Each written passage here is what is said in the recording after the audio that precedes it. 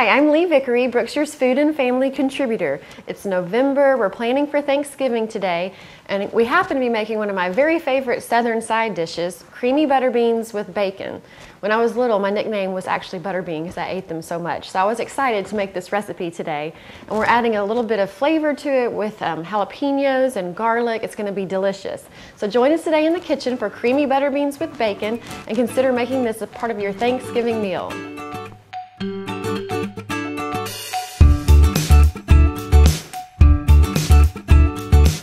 The first step is to heat our pot to about a medium-high heat.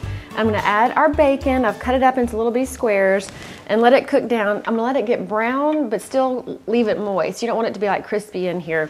You just want to kind of cook it down, get that delicious bacon flavor, and then we'll add our next ingredients. Our bacon is cooked down. It smells delicious in this kitchen, and the bacon grease is in here. That's what we're going to saute our jalapeno, our onion, and our garlic in. Now, if you want to be healthier, we were talking in here, you could use olive oil instead of bacon. With butter beans, I'm not really sure why you would do that. I would stick with bacon if I were you. But I'm going to add the jalapenos, the onion, and the garlic, and 3 bay leaves, and let that soften before we go on to our next step. Oops.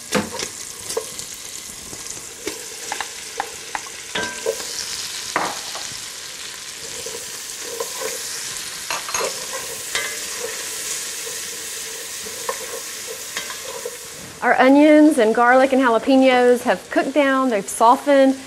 I wish I could smell how good it smells in here. You've got to make this at home because your kitchen is going to smell fantastic when your guests come for Thanksgiving. Now what I'm going to do, I soaked a pound of butter beans. These were dried to start with, but I soaked them overnight in water, drained them off, so they've plumped up a little bit and they're soft. I'm going to add these and 6 cups of chicken broth.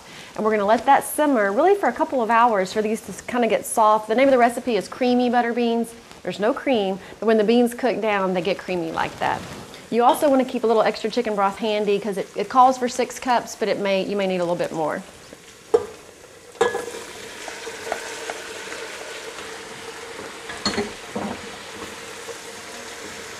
And I cheat and just buy my chicken broth. I will say that. If you want to make homemade, of course, it'd be even more delicious, but you can always just buy it if you want to.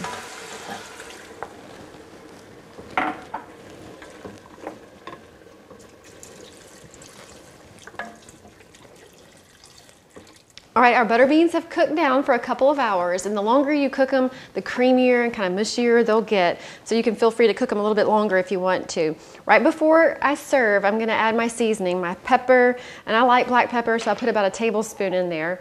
We've also got some salt we'll add, because I haven't added anything yet at this point. Crushed red pepper, because I like a little spice. And I'm even going to add a little Louisiana hot sauce, a couple of dashes. This is optional, you don't have to if you don't want to. But it just actually brings out the other flavor of the butter beans. So we're ready to go here. Remember, if you want to make them creamier, cook them a little bit longer. You can add more broth depending on how your family likes them. It's a great southern side dish for your Thanksgiving table. You can find this recipe in the November issue of Celebrate Cooking, along with a ton of other Thanksgiving recipes.